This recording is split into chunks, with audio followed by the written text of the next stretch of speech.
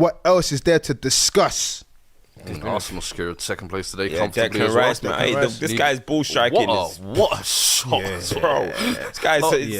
I think he's got 9 goals, 10 assists this season as well, which is his highest. 19 goals and assists. 19 GA in a single season. That's insane. He's proper taken the box-to-box role this season. That is to heart. insane. It's almost like what he was doing in his last year at West Ham, where they just took the shackles off him. Yeah. He could play free, and bro, you're seeing the fruits. Do you remember there was a video, not a video, there was a moment where like when Declan Rice was getting a lot of praise, and this was I think at West Ham, and then Roy Keane was like, yeah, he's good, but get me more goals, get more assists. He needs, and I think Souness said the same thing, and everyone was like, yeah, what's he talking about?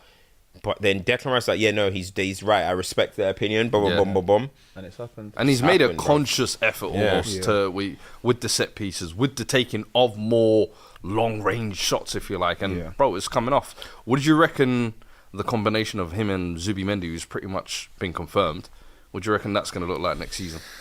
It could be interesting. Yeah. I think for me, what is more interesting is how Arsenal get the best out of Odegaard again. I think like whoever Declan Rice's running mate in the midfield is here or there. I think Lewis Skelly's of quality to play in that midfield. I think he's great left back, but you've seen the way he turns the half turn, the way he drives. He'll be perfect in there.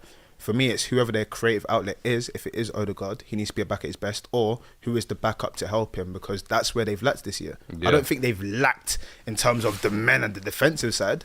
They've lacked going forward and the creativity, man. So Zubimendi's not. I'm not. I can't lie. I'm not in that move. Nah, I don't think it's a needle mover, man. Is he better than Partey? I don't know, mate. I don't know. But does he not maybe offer something from a deeper creative perspective, similar like a Jorginho? Yeah, when Jorginho played, he did unlock them in certain games. Yeah, Partey, we've seen is passing from deep. I understand it, but yeah, what we have to remember is that with the way that Arsenal play football currently, you see a lot of Lewis Skelly coming into midfield. You see Thomas Partey doing what he does. We're seeing Declan Rice be combative. So that even if you're playing deeper, you're then probably waiting on teams to come to pressurise you so you can then pop forward. I don't think that is the issue. I don't think that's why he's being bought. Yeah. I think he's being bought because you're probably getting rid of Partey. All right, his legs are gone. Cool.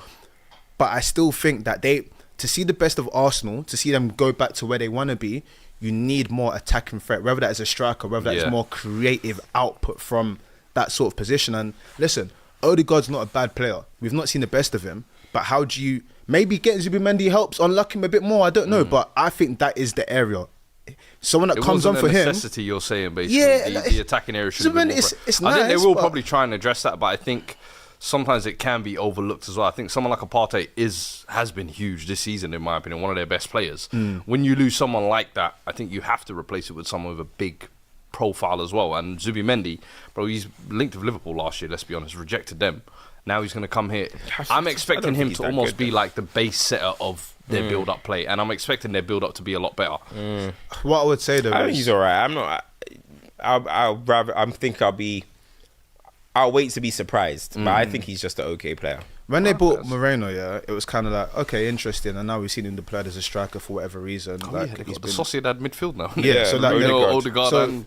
Exactly, now they've got the Sociedad midfield. Is that something that we need to look more into? I don't know. Like, good for him, because he didn't want to come to Liverpool, didn't he? He wanted to stay where we're nice and whatnot. Yeah. Coming to London, fair play. But Arsenal, for me, are going to have to do a bit more in the window to get to what they need to get to, because... Listen, Arsenal fans will say I'm getting at them. Cool. I find it interesting that Arteta's doing PR and going on podcast appearances when he's not secured the league. Do you get what I'm coming from?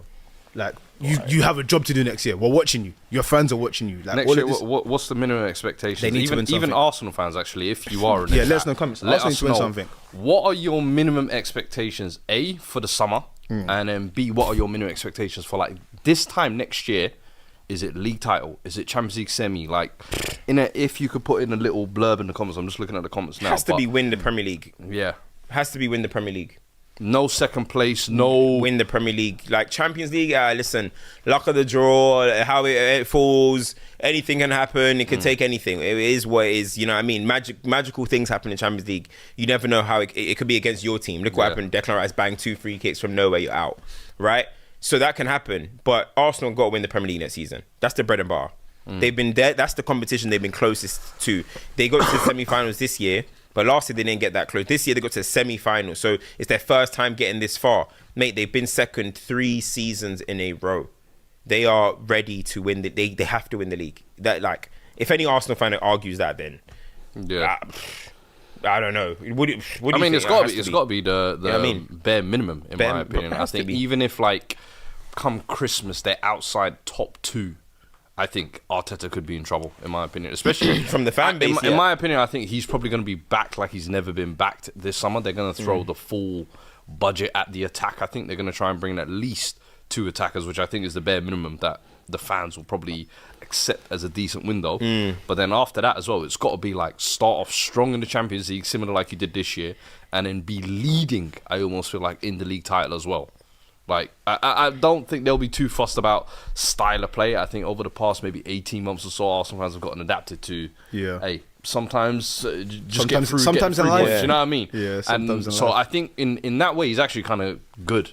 But if he can bring back an element of where they play good football again and they enjoy that again, gets guys like Odegaard firing again, I think he that's where he can kind of get some favours back in. But I reckon from the get-go, Arteta's under immense pressure next year. So like, it's all eyes on him. They have to win the league. Come on, they have to.